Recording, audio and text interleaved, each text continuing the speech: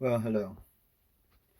I didn't really know how to begin this, so I figured I'd begin it from a piece I had written in May as an about me for a personal portfolio site. I never ended up using a majority of this material, so bear with me. This is just recording to see where I can go with this. But about me, all about me, Kyle Meek. My name is Kyle Meek, by the way, Anomaly Pro, as it were. Hello and welcome. I am Kyle Meek, professional tarot reader, freelance writer, content strategist, occult scholar, and freelance author. I have a passion for words and all things that are dark, raw, and deep. My story, abridged. I've been studying and practicing witchcraft, magic, and the occult since 2006. Before that, I was very much lost with who I am and where I was going to be. Surprisingly enough, my first religion and the first time I prayed and believed in something of that nature was Christianity. Non-denominational Pentecostal bent Christianity. I just was told that Jesus loved me and was always there for me. And that was it. That's all I needed. Come the years where I was discovering myself and still figuring out who I was, it did come up that I am homosexual. And as a queerly little boy, I was told that Jesus did not like me. Jesus hated me. And it caused a big rift between me and my relationship with Jesus at that time. I began writing incessantly journal entries at the age of 12, and I still had, up until recently, all of those journals. And to go back on them and to read is hilarious. You know, what we think as kids and then what we know as adults is such a flip. Even though I do notice that adult Kyle is a little kind of exactly the same as child Kyle. I guess it's a good thing. Maybe everyone talks about wanting to save their inner child. Though it was about 2 years ago that I discovered personally that innocence, or what do they call it? Naivete, or the innocence in general, is useless. It's nice to have, but it's a useless thing. I mean, think about it. Anytime someone says somebody's innocent, and not in a court of law, but innocence in a sense of, oh, that person's just innocent. What's so great about being innocent? You're always fucking up. That's basically what people mean when they say that you're innocent. Oh, but they're innocent. It's because you're too fucking stupid and inexperienced to take care of yourself properly. And so people have to forget. They just have to forgive you because you're that naive. You're that much of a burden on the rest of us. So naivete, innocence, it's nice to have, but ultimately, what value does it bring? And then getting rid of it is actually probably the best thing that you could do. Jaded as that statement is, a tangent, I will continue. I've been, after coming across some book, going back to how I began studying magic in the occult in 2006, which is a year before my graduation in 2007 from El Camino Real High School, which was a continuation high school, but it was a model continuation high school. I did get an actual high school diploma. Anyways, after coming across some books at the local bookstore, looking back, that local bookstore was straight up Borders. Oh man, that is telling of my age, is it not? Remember when there wasn't just Barnes and Noble? These two books would open a whole new way of life for me at a time where I was longing for something meaningful, something that would help me claim a power that I knew was there, but did not yet know how to access.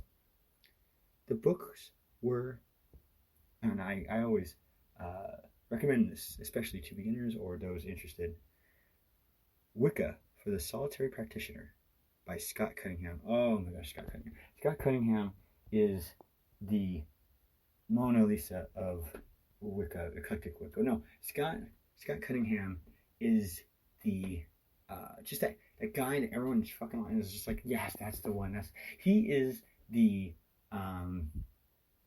let's see, who wrote Mere Christianity?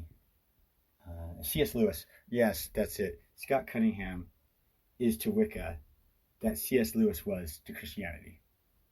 Perfect. And Sons of the Goddess by Christopher Penczak. So if Scott Cunningham is to Wicca as C.S. Lewis is to Christianity, then Christopher Penczak is to witchcraft as Saint Teresa was to the as Liberace was to music. Okay, I need to stop the comparing game. No, Christopher Penczak is an amazing contemporary author of witchcraft, and he's openly gay, and his Sons of the Goddess really opened me up, really showed me a side of the community that I had not known, being, of course, only 16. Both authors and their respective works would eventually become, and still are, major influences in my study and practice of magic and the occult and self-discovery of self, discipline, and basically they are the foundations in which I have built any other system I had learned. They have become my magical role models for my own journey into the world of magic and spirituality. Life is gracefully chaotic and wonderfully simple, all at once. Christopher Penczak that is, would in later years become a bit of a social media pin pal with me. He even sent me $100 to get back to California from Colorado after I was bitten by a brown recluse. That's a story for another time. By the way, Chris, if you happen to be listening, thank you. You totally saved me that time. Working magic on a professional level. It's been many years since those first 2 books, and many, many books and experiences later. I'm here in Los Angeles on my own, completely, hustling tarot readings, creating magical items for clients in need, and trying to get established as a writer and professional, not to mention my passion project, Everyday Magic Cafe. Oy vey, it's been a minute. You guys know currently we are dealing with the pandemic, the COVID-19 pandemic. And by the way, if I sound weird right now, or if you hear like any kind of weird moving around, I'm actually in a personal sauna at a friend's house. And I thought this was a perfect time, since I am just secluded in this little box of heat, sweating out all the horrible toxins I put in my body, that this is a good time to do a podcast or a recording to use in podcast. It's content either way. So, Everyday Magic Cafe. Okay, y'all gotta hear this. It's still something that I'm going to do. No, this is going to happen. It's just been a minute since I thought about it, because I can't with the COVID going on. Everyday Magic Cafe. I've been working on a passion project that's near and dear to me. A cafe shop that has holistic and delicious tea mixtures, magical cafe amour, it's coffee of love, and my special get right with your life pastries, all of that centered around the themes of tarot, wellness, and magical studies. This project is currently on hold due to many reasons, like lack of funding. So by the way, I put this project on hold before COVID, though I'm blaming COVID now. This project is currently on hold due to many reasons, like lack of funding, current coronavirus pandemic, I had added that in there, and other headaches. But it's on hold, yet not abandoned. If you happen to like the idea and want to discuss being a part of it, email me. And by the way, this is still an open offer if you want to help Everyday Magic Cafe in any way you can. If you feel you can contribute in any manner, I will gladly listen to what you have to offer. Enter Hollywood Occult Services. Yes. This is the latest and currently running project. By the way, it is, but I have changed the name yet again. See, people don't understand the word occult. Even though on the phone, very phones that they ask me, what does occult mean? They could very well look up and see that it means hidden or arcane knowledge or wisdom or shadowy knowledge, unknown knowledge, esoteric. But of course they don't. And they hear occult and they think cult, which is not the same thing. Hollywood Occult Services. This is the latest and currently running project. It's a mishmash of my entertaining input via social media, as well as my occultic skills and services. You follow my lifestyle as one witch. What is the purpose? So apparently this is a fudged copy of my abridged autobiography.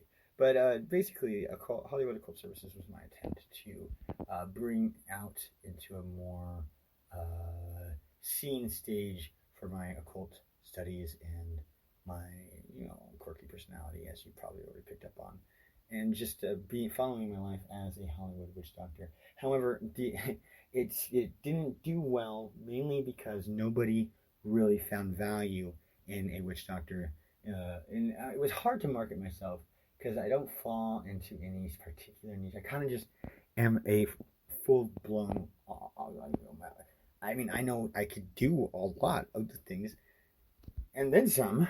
But what I had summed up being a witch doctor to now, that I've had time to refine it since this writing, is a practitioner of magic who can assist clients in by use of divination, healing, but in particular, the number one thing that makes a witch doctor is the ability to lift, break, and cure one of curses and hexes and all manner of malevolent, esoteric, attacks. Whether created by the one who thinks they're being attacked or actually being attacked, it doesn't really matter. So we're going to go on a tangent here because that's what I do. But the tangent is pretty interesting. And it's actually the basis of an article, which I will totally post. I never actually got to do that. Is what to do next if you've been hexed. It is the insight of a Hollywood witch doctor on how to handle a cursed, damned, or hexed situation. I'm not going to tell you that because you're going to have to read it on the article. But I will tell you that it is the one common thread that links what witch doctors do, and when witch doctors themselves explain they do, and what academics explain what witch doctors do, and that is to lift curses, cure curses, even be able to change the luck of a client's path entirely, which is something I can do, and I'm very good at it.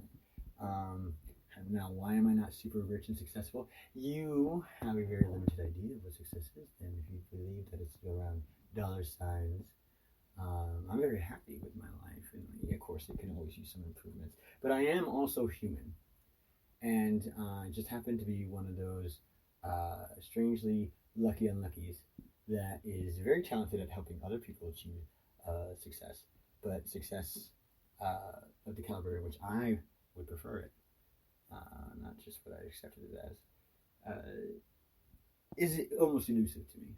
I was never really good at prosperity magic, to be honest. I mean, like, I could do it, and you'll get your quick bucks, but that's pretty much where it lies. I don't have a stable touch with the finances as of yet. I'm learning, and I know I'll get better. What I'm great at is luck. What I'm great at is protection. What I'm great at is de-hexing, curse breaking, and repatterning of clients. But my ultimates, my specialty, is love and lust magic. You can call me a Dr. Love if you want, because I'm that guru, Dr. Love Mojo.